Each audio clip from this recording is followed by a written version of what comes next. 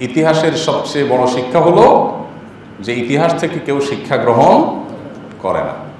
আমরা বাণীগুলা বলিগুলা আপনি আমি সবাই মুখস্থ জানি, কিন্তু আমাদের জীবনে সেটার ইমপ্লিমেন্ট আমরা করতে পারি না। মানুষ যখন সীমা লঙ্ঘন করে, সীমানা ছাড়িয়ে চলে যায়, অন্যরা যখন তাদেরকে সতর্ক করে তখন তারা ভুল বুঝে। এটাই মানুষের প্রকৃতি। যতক্ষণে বুঝে তখন আর তার পেছনে ফেরার কোনো সুযোগ থাকে না। এটা আমাদের ব্যক্তি জীবনেও পরতে পরতে আমরা মিলিয়ে দেখতে পারি। বিশেষ করে মানুষের যখন দিন ভালো থাকে, সুদিন থাকে, তখন সে ধরাকে সরা মনে করে, তখন সে আর মানুষকে মানুষ মনে করে না। এটা ব্যক্তি আপনি, ব্যক্তি আমি, আমাদের বাসাবাড়ি, আমাদের ব্যক্তিগত পর্যায়ে, আমাদের ব্যবসা প্রতিষ্ঠান, আমাদের কর্মস্থল এবং রাজনৈতিক ময়দান, সব ক্ষেত্রে একই জিনিসের চর্চা দেখতে পাবেন। আমরা যখন একটা পর্যায়ে চলে যাই তখন নিজেকে আর মানুষ মনে করি না, অতিমানবীয় কিছু মনে করি, এবং এটার ফলশ্রুতি যে খুবই খারাপ। কোরআন বারবার সতর্ক করেছে, হাদিস বারবার সতর্ক করেছে, কোরআন হাদিসের সেই সতর্কীকরণ ওলামারা বারবার শোনান। এগুলো আমাদের কাছে সেকেলে মনে হয়, এগুলো গোনার টাইম আমাদের কাছে থাকে না। যখন দুর্দিন হয় তখন আমরা সবাই গুনতে শুরু করি। একটা ইন্টারেস্টিং বিষয় আপনাদের সাথে শেয়ার করি। যেহেতু আমরা চ্যারিটেবল অর্গানাইজেশন চালাই, সেবামূলক কাজ করি আসন্না ফাউন্ডেশনের ছায়াতলে, আমাদের কাছে নানান মানুষ আসে নানান সহযোগিতার জন্য। মনে করেন বিগত দিনগুলোতে যখন সরকার পাওয়ারে ছিল, বহু লোক আসছে, ভাই আপনাদের সাথে তো অনেকের সম্পর্ক আছে, একটু বলে দেন আমার চাকরিটা যেন হয়ে যায়। কেউ বলতেন, ভাই কত বড় বড় ব্যবসায়ী আছে আপনাদের সাথে পরিচিত, আমি বেকার যুবক, আপনি একটু বলে দেন। এরকম আবেদনগুলো অনবরত আসতে থাকে। তো আমরা সবাইকে একটা কমন উত্তর দিতাম, সেটা হলো আমরা বলতাম যে ভাই, হুজুরদের কাছে কখনো ক্ষমতাসীনরা আসে না, এবং হুজুরদের কাছে কখনো ব্যবসা বাণিজ্য ভালো থাকলে ব্যবসায়ীরা আসে না। কেন আসবে? কারণ তার টাকা পয়সা আছে, ব্যবসা বাণিজ্য ভালো, দিনকাল ভালো যাচ্ছে, হুজুর গোনার টাইম আছে নাকি? হুজুরদের কাছে আসে কখন? যখন ফাঁসা যায়, যখন আর উপায় নাই, যখন গর্তে পড়ে গেছে, ব্যবসা বাণিজ্য খারাপ, লসের পরে লস, এবার এসে বলে হুজুর তেল পোড়া, পানি পোড়া, দোয়া দরুদ কি আছে দেন। তো আমরা যারা আমাদের কাছে সহযোগিতা চাইতে আসে বলি, ভাই আপনারা মনে করেন যে আমরা হুজুররা খুব পপুলার হয়ে গেলে কত ব্যবসায়ীরা আমাদের কথা শুনবে। তো বাস্তব কথা হলো ব্যবসায়ীরা আমাদের কাছে আসে, অনেক বড় বড় ব্যবসায়ীরা আসে হলো ফান্দে পড়ার পরে। তখন আর তার কিছু করার থাকে না, বরং পারলে তারে কিছু দিতে পারলে সে আরো খুশি। তখন লোকটাকে কোনো রকম বুঝে আমরা বিদায় করি। হাস্যকর হলেও এটা হলো বাস্তবতা। ঠিক একইভাবে আল্লাহর কথা, রাসূল সাল্লাল্লাহু আলাইহি ওয়াসাল্লামের কথা, আলেম ওলামাদের কথা মানুষের ভালো লাগে না। এসব নীতিবাক্য শুনতে মন চায় না মানুষের, কারণ দিনকাল ভালো। আর যখন ফাঁসা যায় তখন এরকম দেখবেন বসে থাকে। ছ্যাঁকা খাওয়ার পর দেখবেন যে দাড়ি টুপি রেখে দেয়, মসজিদে এসে বসে থাকে, তসবিহ তাহলিল ছাড়া কিচ্ছু বোঝে না, কারণ সে ছ্যাঁকা খাইছে। যতদিন ছ্যাঁকা না খাইছে ততদিন বলতো, আরে রাত তো তোর এত বেশি কোরআন হাদিস করিস না, তো বেশি বেশি ওয়াজ করার জ্ঞান দিতে আসিস না। এই হলো আমাদের মানবীয় প্রকৃতি। এই ঘটনা থেকে আমরা অন্তত শিক্ষা গ্রহণ করি যে আমাদের ব্যক্তিগত জীবনে জুলুম এবং স্বেচ্ছাচারিতা আমরা পরিহার করব তো ইনশাআল্লাহ। মনে রাখবেন, আপনি যেই পর্যায়ে যার সাথে জুলুম করবেন, যার সাথে অবিচার করবেন, আজ হোক আর দুদিন পর হোক, এর চরম পরিণতি আপনাকে বরণ করতে হবে। নবী করিম সাল্লাল্লাহু আলাইহি ওয়াসাল্লামের একটি ঐতিহাসিক হাদিস রয়েছে, কিছু পাপ আছে যে পাপ, যে অপরাধগুলোর শাস্তি আল্লাহ তাআলা আখিরাতে তো সব পাপের শাস্তি দিবেন, কিন্তু কিছু পাপের শাস্তি আল্লাহ তাআলা দুনিয়াতেও দিবেন। অর্থাৎ এগুলোর শাস্তি দেওয়া ছাড়া আল্লাহ মৃত্যু দিবেন না। সে পাপগুলো কি? সে অপরাধগুলোর মধ্যে থেকে অনেকগুলো হাদিস এই একই শিরোনামে আছে, একই টাইটেলে আছে। তার সবগুলো হাদিসে রিপিটেডলি একটা কথা বারবার উঠে আসছে, সেটা হলো আয-যুলমু ওয়াল বাগয়ু। মানুষের প্রতি অবিচার, সীমালঙ্ঘন, অত্যাচার এমন একটা জিনিস যে আল্লাহ তাআলা অত্যাচারীকে তার অত্যাচারের ফল দুনিয়াতে ভোগ করায়া তারপর ছাড়েন। আখিরাতের শাস্তি তো আছেই। আয-যুলমু যুলুমাতুন ইয়াওমাল কিয়ামা। আমরা সবসময় একটা কথা বলি, একটা হাদিস এই মিম্বরে কতবার যে আমি বলেছি, নবী করিম সাল্লাল্লাহু আলাইহি ওয়াসাল্লাম বলেছেন হাদিসে কুদসিতে, আল্লাহ বলেছেন, ইন্নী হারামতু যুলমা আলা নাফসি। হে আমার বান্দারা, আল্লাহ বলছেন যে আমি নিজের প্রতি, অর্থাৎ আল্লাহ তার নিজের প্রতি নিজে কারোর প্রতি জুলুম করাকে হারাম করে দিয়েছেন। যে আল্লাহ চাইলে সবকিছু করতে পারেন, কিন্তু আল্লাহ জুলুম করবেন না। আল্লাহ চাইলে যা খুশি তা করতে পারেন, কিন্তু কারোর প্রতি আল্লাহ অবিচার করবেন। ফালা তাজালামু, অতএব খবরদার কেউ তোমরা একে অন্যের প্রতি জুলুম করো না। এতদিন যাদের শক্তি ছিল তারা জুলুম করেছে, এখন আপনার শক্তি আসছে, এখন আপনি জুলুম করবেন। এ হলো আমাদের চরিত্র। আল্লাহ সুবহানাহু ওয়া তাআলা কোরআনে কারিমে বিভিন্ন জায়গায় জুলুমের ব্যাপারে আমাদেরকে সাবধান করেছেন, সতর্ক করেছেন। যারা জুলুম করে, যখন করে তখন সে ধরাকে সরা মনে করে, কিন্তু আল্লাহ সুবহানাহু ওয়া তাআলা জুলুমের শাস্তি দুনিয়াতে দেন। জুলুমের শাস্তি দুনিয়াতে, পৃথিবীর ইতিহাসে সর্বপ্রথম জুলুম, সর্বপ্রথম অবিচার পৃথিবীতে যে করেছে তার নাম কি? আদম আলাইহিস সালামের ছেলে কাবিল। কাবিল জুলুম করেছে কার প্রতি? তার ভাই হাবিলের প্রতি। তাকে হত্যা করেছে অন্যায়ভাবে। এই যে অন্যায়ভাবে হত্যা করেছে, পৃথিবীর ইতিহাসে প্রথম জুলুম হয়েছে, মানুষদের মধ্যে প্রথম জুলুমের ঘটনা ঘটেছে। আল্লাহ রাব্বুল আলামিন কাবিলের মুখোশকে উন্মোচন করে দিয়েছে। কাবিলের হত্যাকাণ্ডের ঘটনা কত হাজার বছর আগে সেটা আমরা কেউ জানি না। এত আগে, প্রথম মানবের সন্তান আদম আলাইহিস সালামের ছেলে। অপরাধ করেছে সে তখন, কিন্তু কোরআনে আল্লাহ তাআলা আয়াত নাযিল করেছেন। কোরআনে আল্লাহ তাআলা আয়াত নাযিল করে শেষ জামানার মানুষকেও সতর্ক করছেন যে কাবিল কিন্তু এই অপকর্ম করেছিল, এই নিকৃষ্ট কর্ম সে করেছিল। তার মানে জালেমের অপমান, তার লাঞ্ছনা, তার অপদস্থ, এটা আল্লাহ রাব্বুল আলামিন করেন শুধুমাত্র তার যুগে না, কোনো কোনো ক্ষেত্রে যুগ যুগ ধরে তার অপমান চলতে থাকে। এই জন্য যে সমস্ত পাপের শাস্তি দুনিয়াতে হয়, এর ভিতরে একটা হলো জুলুম। আমাদের এই বিষয়ে সতর্ক থাকতে হবে। আমরা কারোর জুলুমের প্রায়শ্চিত্ত দেখে খুব মজা নেই, কিন্তু আমি নিজেও আমার জায়গায় হয়তো কারো না কারোর প্রতি জুলুমে লিপ্ত। নিজের জুলুমের ব্যাপারে আমাদের একেবারেই কোনো নজর থাকে না।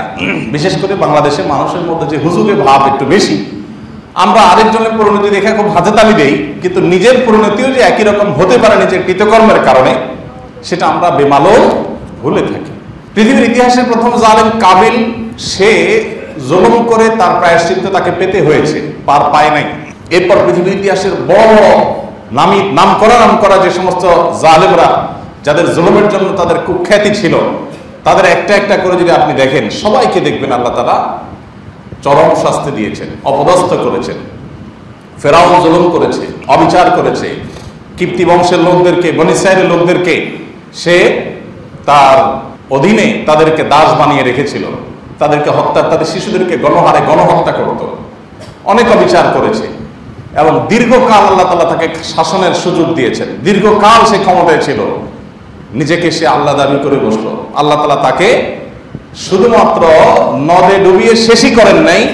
কোরআনে কারীম আল্লাহ বলেছেন, ওয়া কাযালিকা নুনাজ্জিকা লিবাদানিকা লিতাকুনা লিমান খালফাকা আয়া। হে ফেরাউন, তুমি যে জুলুম করেছো, দম্ভ দেখিয়েছো, তোমার পরিণতি, তোমার এই ধ্বংসাবশেষ, এটা দেখার ব্যবস্থা আমি করে দিয়েছি পৃথিবীবাসীকে। কিয়ামত পর্যন্ত তোমার শরীর পচবে না, গলবে না, এটার সংরক্ষণের ব্যবস্থা আমি করে দিয়েছি, যাতে করে পরবর্তীতে যারা আসবে সবাই তোমার এখান থেকে শিক্ষা গ্রহণ করতে পারে। আজও আমরা জানি যে মিশরের পিরামিডে ফেরাউনের সে লাশ সংরক্ষিত আছে।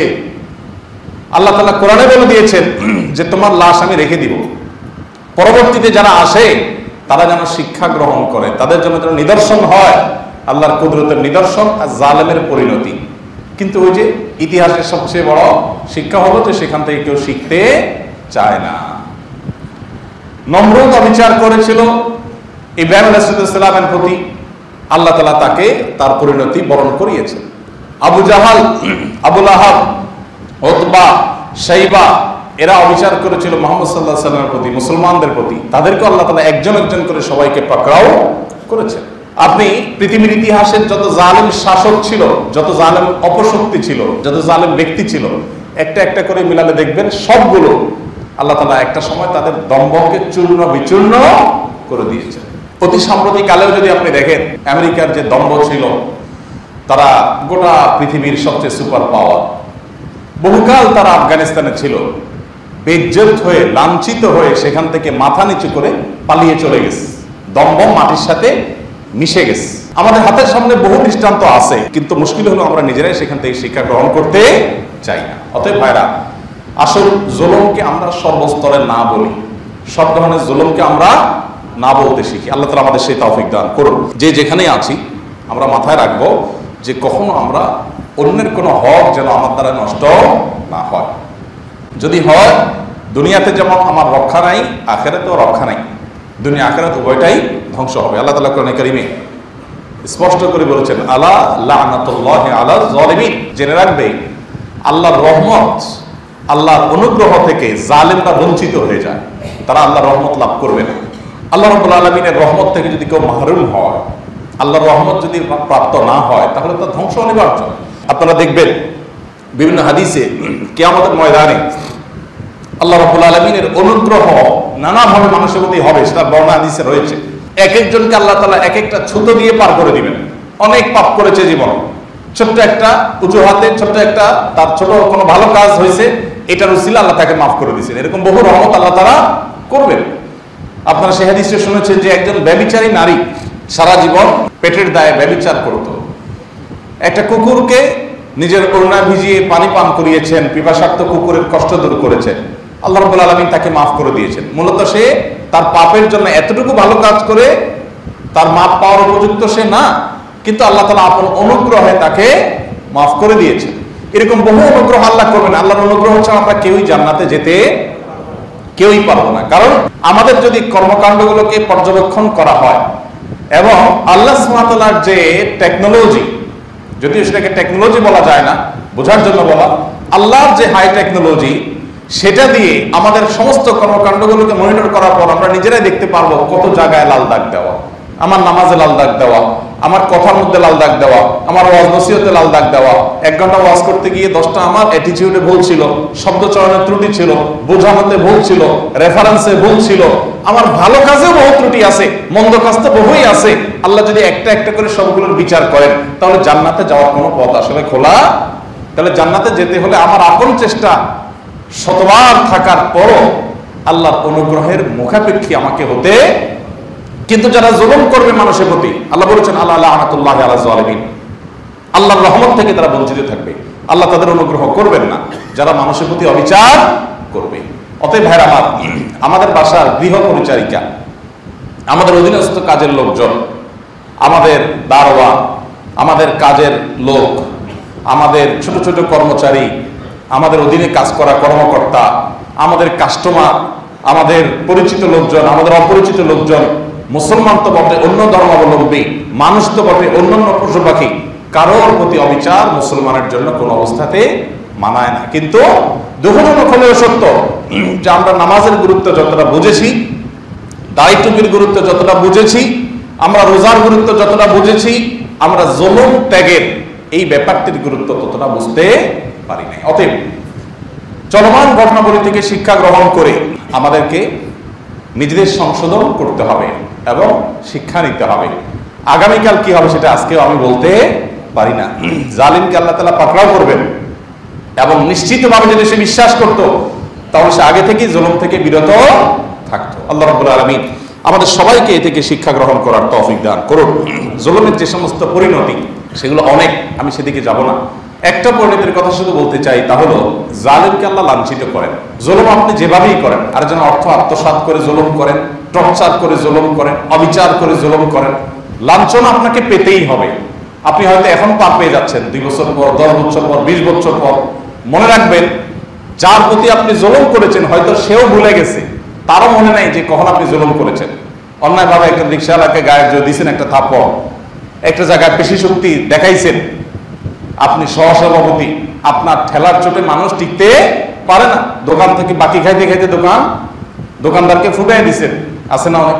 আপনার অত্যাচারে কেউ টিকতে পারে নাই, কিন্তু যার প্রতি অত্যাচার করেছেন এমনও হতে পারে যে এত পুরাতন অত্যাচার সে নিজেও ভুলে গেছে, কিন্তু আল্লাহ ভুলেন না।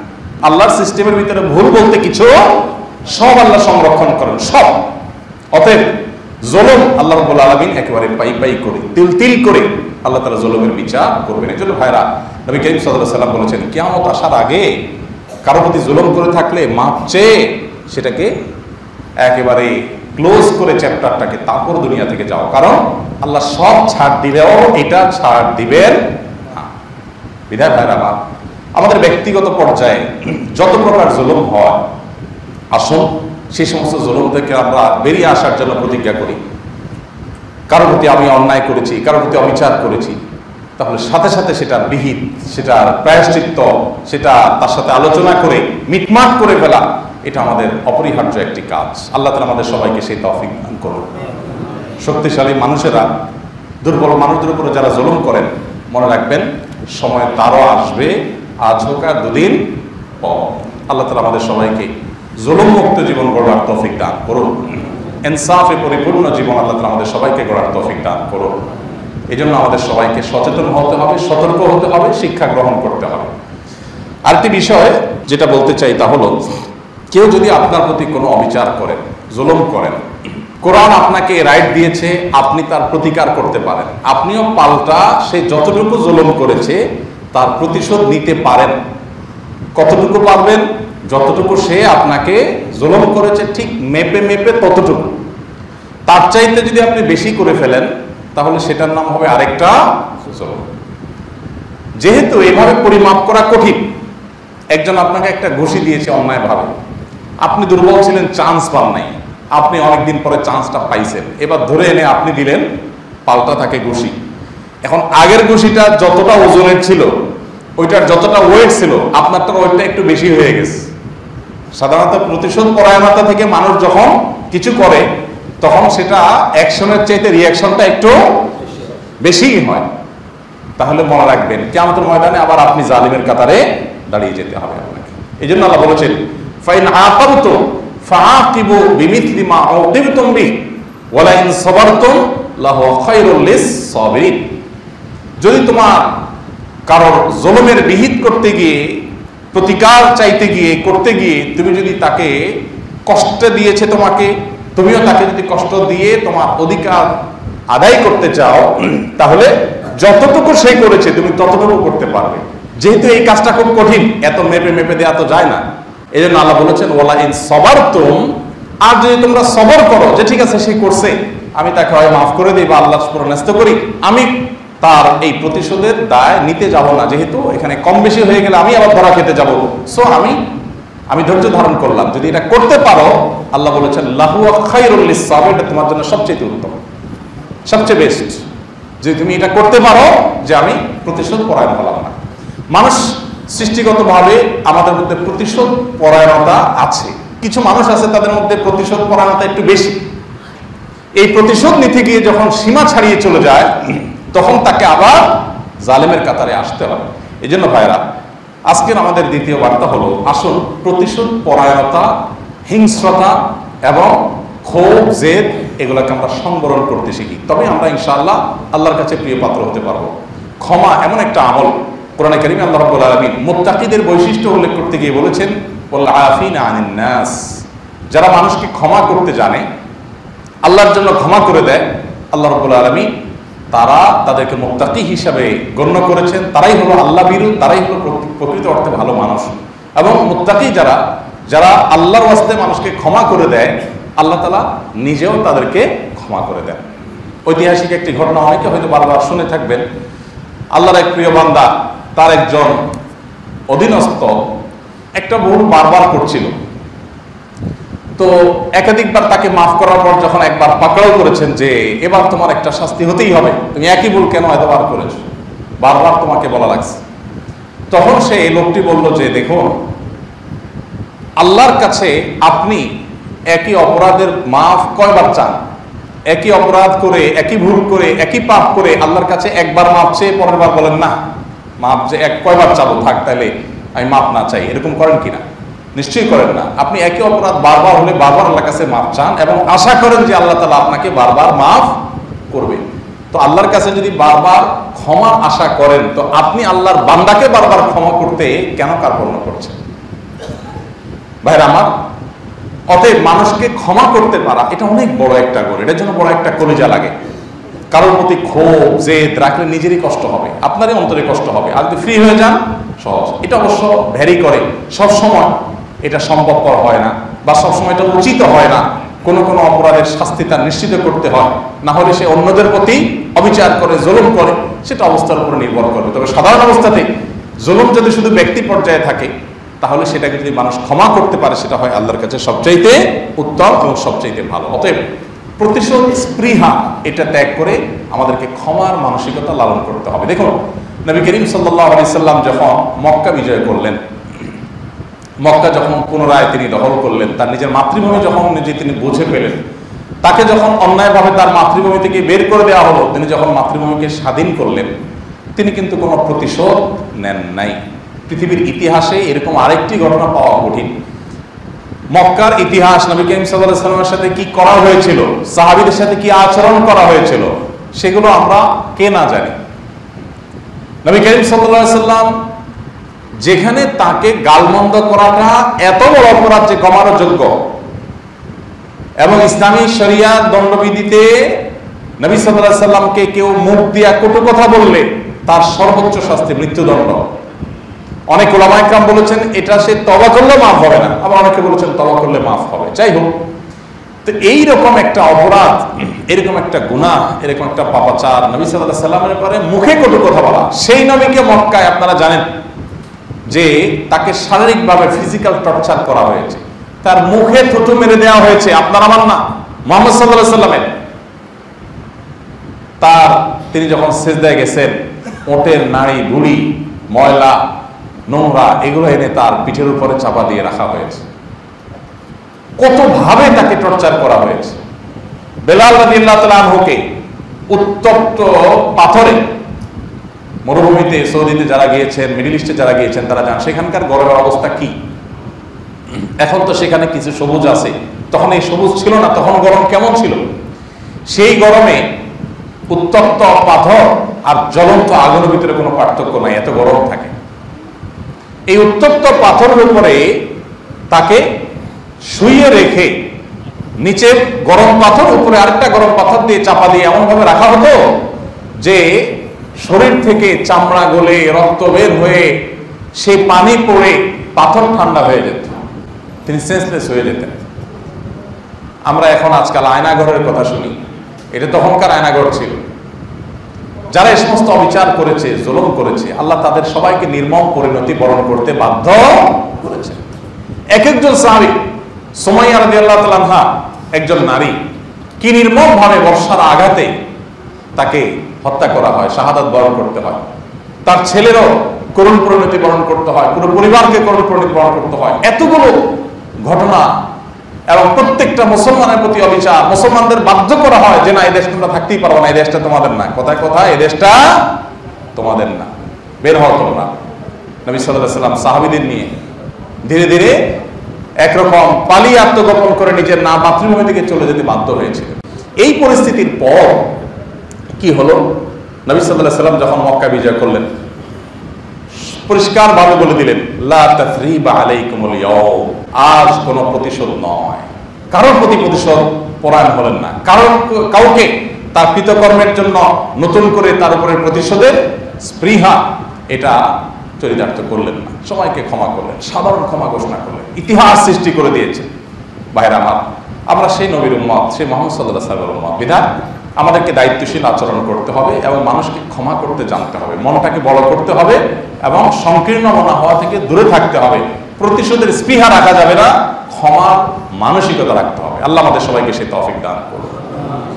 আরেকটা বিষয় বলতে চাই, সেটা হলো আমাদের দেশের সম্প্রতি আপনারা শুনেছেন যে সংখ্যালঘুদের উপরে নানাভাবে আক্রমণ করা হয়েছে। এই ঘটনা সত্য, কিছু কিছু ঘটনা ঘটেছে, এটি একেবারে অসত্য নয়। খুলনার একটা ডমরিয়ার একটা হিন্দু পরিবার, তাদের আত্মীয়দের বাড়িতে আঘাত করা হয়েছে, তাদের বাড়িতে আঘাত করার প্রস্তুতি নেওয়া হচ্ছে। তারা যোগাযোগ করলো আমার সাথে, আরবির একজন মেজরের মাধ্যমে আমার সাথে যোগাযোগ করলো।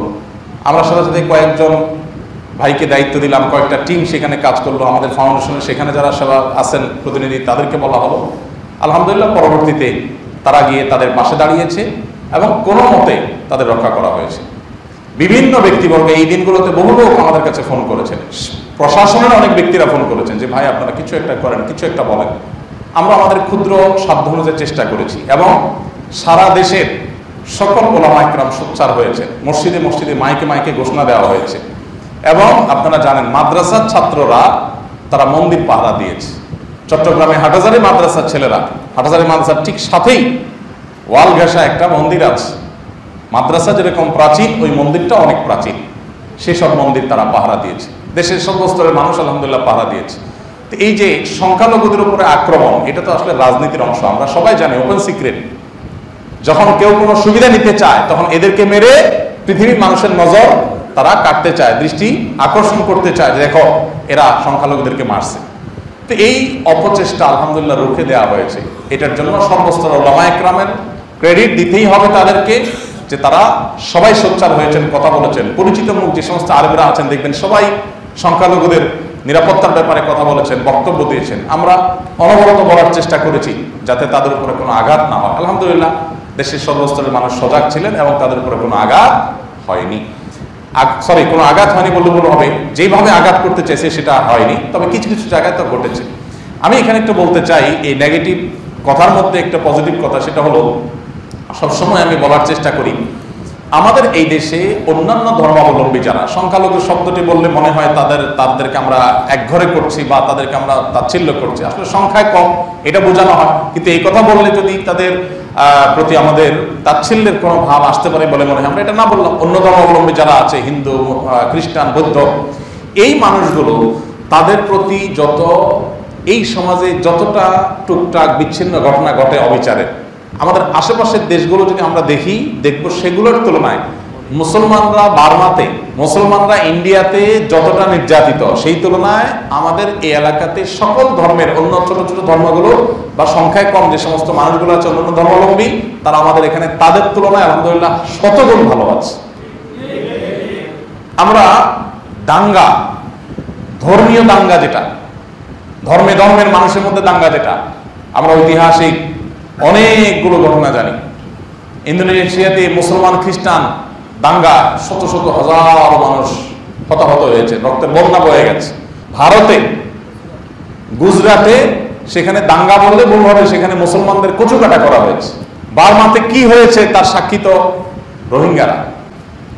তো অন্যান্য ধর্মাবলম্বীর প্রতি অবিচারের যে দৃষ্টান্ত, খারাপ দৃষ্টান্ত আশেপাশের দেশগুলোতে আছে। চায়নাতে উইগুরের মুসলমানদের কি অবস্থা আমরা জানি, বার্মাতে রোহিঙ্গাদের কি অবস্থা হয়েছে আমরা জানি, গুজরাটে মুসলমানদের কি কচুকাটা হয়েছে, এখনো কদিন পর পর কাশ্মীরে কি হয়েছে, অন্য জায়গায় কি হয় আমরা জানি। সেই তুলনায় আমাদের দেশে অন্যান্য ধর্মাবলম্বীরা তাদের চাইতে শতগুণ ভালো আছে আলহামদুলিল্লাহ। সেসব লোকেরা যখন আমাদেরকে সবক শুনাইতে আসে আমার খুব খারাপ লাগে, আমার খুব কষ্ট হয় যে চাল নিয়ে আসছে সুইকে বলার জন্য, যদি সুই তুমি মানুষ হয়ে যাও। তোমার ওখানে সংখ্যালঘুদের প্রতি কি অবিচার করা হয় সেটা তুমি জানো, গোটা বিশ্ব জানে, তোমরা আমাদেরকে নসিহত করতে আসো। এরপরও বলি, আমাদেরকে আত্মতুষ্টিতে ভুগলে হবে না, আমাদের আরো দায়িত্বশীল হতে হবে যে অন্য ধর্মাবলম্বীরা তারা কেউ যাতে আমাদের দ্বারা কোনোভাবে অবিচারের মুখোমুখি না হয়, তারা যাতে আমাদের কোনো টর্চারের মুখোমুখি না হয়। আল্লাহ আমাদের সবাইকে দায়িত্বশীল আচরণ করার তৌফিক দান করুন। আমরা সবাই আপন জায়গা থেকে চেষ্টা করব, খেয়াল রাখবো যাতে কেউ কোনোভাবে এটা করতে না পারে। শহরে এগুলো খুব বেশি একটা হয় না, গ্রামাঞ্চলে অনেকে হয়। তো আমাদের প্রত্যেকেরই তো কোনো না কোনো গ্রামের সাথে লিঙ্ক আছে। আমরা অনুগ্রহ করে যার যার গ্রামে দায়িত্বশীলদেরকে বলে দিব যে খবরদার মুসলমানদের দুর্নাম যেন না হয়, অন্য ধর্মাবলম্বীদেরকে অন্যায়ভাবে তাদের উপাসনালয়, তাদের ঘর বাড়ি, তাদের স্থাপনাগুলোতে কেউ যাতে ফুলের টোকাও দিতে না পারে। সবাই সেটাকে সর্বোচ্চ নিশ্চয়তা দিতে হবে। কেউ যদি ব্যক্তিগতভাবে কোনো অন্য ধর্মাবলম্বী অন্যায় করে থাকে, তাহলে আইন আছে, প্রশাসন আছে, দেশের যে চলমান যে অচল অবস্থা এটা তো থাকবে না, এটা কেটে যাবে ইনশাআল্লাহ। অতএব যথাসময় তাদেরকে আপনি বিচার মুখোমুখি করান, কিন্তু আইন নিজের হাতে তুলে নেবেন না। আইন নিজের হাতে তুলে নিলে কি হবে? অরাজকতা হবে। তখন আপনার মতে আমি, আমার মতে আপনি অপরাধী, একে অন্যকে খুনাখুনি শুরু করে দিবি, অশান্তি সৃষ্টি হবে এবং এই ফাসাদের কোনো পরিণতি ভালো কখনো হবে না। বিদায় আমরা প্রত্যেকে যার যার জায়গা থেকে দায়িত্বশীল আচরণ করি। আল্লাহ তাআলা আমাদের সবাইকে সেই তৌফিক দান করুন। সংখ্যালঘুদের আমরা যতটা নিরাপত্তা দিতে পারবো, আমাদের মুখ এজ এ মুসলিম তত বেশি উজ্জ্বল হবে। এবং ইসলামও আমাদেরকে সে কথা বলে, অন্যায়ভাবে কোনো অমুসলিমের প্রতি কোনো অবিচার করার সুযোগ, আঘাত করার কোনো সুযোগ ইসলামে মোটেই নেই। বিধায় সেই জায়গা থেকে আমরা আপ্রাণ চেষ্টা করব। আমি আলহামদুলিল্লাহ অনবরত গত কদিন বলে যাচ্ছি, গতকালকে দেখলাম কলকাতার আনন্দবাজার পত্রিকা আমার নাম উল্লেখ করে আলহামদুলিল্লাহ তারাও আমার ভূমিকার স্বীকারোক্তি দিয়েছে যে উনি সহ অনেকে চেষ্টা করে, আর অনেকের কথা বলেছেন। তো আমরা চাই যে আপনারাও সবাই দায়িত্বশীল হন, শুধুমাত্র আজকের এই পরিস্থিতিতে না, সবসময়। কখনো অন্য ধর্মাবলম্বীদেরকে আঘাত করার এই ভীরুতা কোনো মুসলমান করতে গেলে তার কালো হাত ধরে ফেলবেন যে তুমি যেটা করছো ইসলামের সর্বনাশ করছো। আমার নবীর সুন্দর আচরণ দেখে অন্য ধর্মাবলম্বীরা সব মুসলমান হয়েছে, আর তোমাদের অবিচার দেখে তারা ইসলামের প্রতি ঘৃণা আরো তাদের বাড়বে। বিধায় আইন কখনো যেন কেউ নিজের হাতে তুলে না নাই। সর্বোপরি নতুন যে সরকার গঠন হলো, যারা শপথ নিলেন, আমরা দোয়া করি আল্লাহ তাআলা তাদেরকে হেদায়েতের উপর রাখুন, তাদেরকে আল্লাহ তাআলা সঠিক পথে রাখুন। এদেশের মানুষের যে জেদ, যে ক্ষোভ, যে কষ্ট, যে দুঃখ, সেটা লাঘবের জন্য যে নতুন করে মানুষ স্বপ্ন দেখতে শুরু করেছে, এই স্বপ্নটা যেন ধূলিসাৎ হয়ে না যায়। তারাও যেন সে আগের হাল যেভাবে গেছে ওইভাবে যেন তারা না চলে। আল্লাহ তাআলা তাদেরকে সে হেদায়েত দান করুন। তবে তারা একা আসলে কোনোদিনই আমাদের দেশটাকে পরিবর্তন করতে পারবে না। এদেশে যে অপশাসন, এদেশের যে অন্যায় অবিচার, এটা দূর করার জন্য আমাদের প্রত্যেককে তাদের সহযোগিতা করতে হবে। প্রত্যেককে যার যার জায়গা থেকে অন্যায়ের বিরুদ্ধে জিরো টলারেন্স করতে হবে। আপনি নিজেই যদি কোনো কাজের জন্য তদবির শুরু করেন, আপনি নিজেই যদি কোনো কাজের জন্য মামু খালু ধরা শুরু করে দেন, তাহলে দেশটা কখনোই সুন্দর হবে না। আমাদের পরে স্বাধীন হওয়া দেশে আমরা চাকরগিরি করতে যাওয়ার জন্য তাদের কাছে সিরিয়াল ধরে আমাদের মন্ত্রীরা ধর্ণা দিয়ে বসে থাকে যে এখান থেকে কিছু চাকর নেন, চাকর হিসাবে একটু আমাদেরকে নেন, কিছু ভিসা দেন আমাদের দেশ থেকে। আমাদের পরে স্বাধীন হওয়া এরকম দেশ আছে না নেই? অথচ আমাদের দেশে 50 বছর পেরিয়ে গেলেও এক ঢোক নিরাপদ পানির ব্যবস্থা কোনো সরকার করতে পারেনি। এতগুলো সরকার আসছে গেছে, আপনি নিশ্চিন্তে পানি ডকডক করে গিলবেন, কোনো টেনশন নাই। এরকম কোনো পানি আছে থাকলে নাম বলেন আমাকে, যে অমুক পানি শতভাগ টেনশন মুক্ত পারবেন, যে কোনো জায়গায় যাবেন আপনি নিশ্চিন্তে আপনি পানি খেতে পারবেন। পৃথিবীর অনেক দেশ আছে টেপের পানি খায়, আলাদা কোনো পানি নাই, এত হেলদি এবং এত নিশ্চিন্ত যে টেপের পানি খায়। আমার বাসায় তিনজন কয়দিনের মধ্যে জন্ডিসে আক্রান্ত, 19,000 টাকা খরচ করে, না যারা 20-21,000 টাকা খরচ করে ICDDRB থেকে আমি পরে পানি টেস্ট করার জন্য দিয়েছি, কয়েকদিন পরে রেজাল্ট দিবি।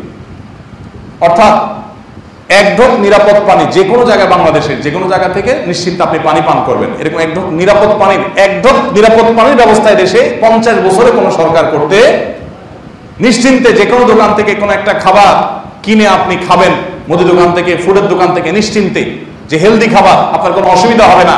আপনি একটা আম কিনে খাবেন, কোনো ভয় নাই, কোনো খারাপ কিছু থাকবে না। আপনি একটু কিছু ভাজা পোড়া কিছু খাবেন, সেখানে খারাপ কিছু দিবে না।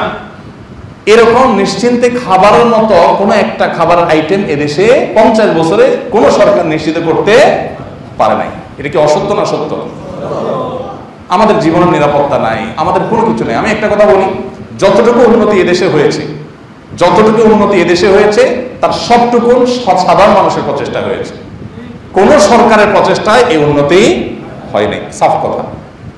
কিছু অংশগ্রহণ তাদের আছে অবশ্যই, কিন্তু ডেফিনেটলি দিন শেষে প্রবাসীদের রেমিটেন্স, গার্মেন্টস সেক্টরের ব্যবসায়ীদের টাকা দিন শেষে এগুলা উন্নতি করেছে। বরং দুর্নীতির মাধ্যমে, অপশাসনের মাধ্যমে যতটুকু ক্ষতি হয়েছে ততটুকু তারা করেছে। এটা এককভাবে আমি কোনো সরকারকে দায় দিচ্ছি না, যতগুলো সরকার গেছে কম বেশি সবাই দায় আছে। এই অবস্থার আমরা পরিবর্তন চাই কি চাই না? সবাই চাই। যদি চাই তাহলে আমার নিজেকে সোজা রাস্তায় আমি গাড়িটা সঠিকভাবে চালাইতে হবে, বাইকটা আমি সঠিক ট্র্যাকে চালাইতে হবে, আমি নিজে ময়লাটা যেখানে সেখানে ফেলতে পারবো না, আমাকে দায়িত্বশীল হতে হবে। আমরা সবাই চাই, কিন্তু আমি নিজে করতে রাজি না। আমরা চাই যে আমাদের কিছু ইয়াং ছেলে ফেলে তারা এখন আসছে, তারা কোন একটা মন্ত্র বলে ফুদে আর আমার দেশটা সিঙ্গাপুর হয়ে যাবে। এটা কি সম্ভব? আমরা যদি নিজেরা সিঙ্গাপুরি মানসিকতা না রাখি তাহলে দেশ কোনোদিনই সিঙ্গাপুর হবে না, দেশ কখনো ভালো হবে না। অতএব এই অপশাসন এটা দূর করার জন্য রুট প্যানেল থেকে, একদম আমাদের ঘর বাড়ি থেকে শুরু করতে হবে, মহল্লা থেকে শুরু করতে হবে। জুলুমকে সর্বস্তরে আমরা না করব, জালেম যেখানে হোক তার হাতকে আমরা থামিয়ে দেব ইনশাআল্লাহ। চেষ্টা করা যাবে না, কোথাও কোনো জুলুম হতে দেওয়া যাবে না। আল্লাহ তাআলা আমাদের সবাইকে সেই অবস্থায় যাওয়ার তৌফিক দান করুন, সেই পরিস্থিতি আল্লাহ তাআলা আমাদের সবাইকে দান করুন। জাযাকুমুল্লাহ খাইর। আস-সুন্নাহ ফাউন্ডেশন, উম্মাহর স্বার্থে সুন্নাহর সাথে।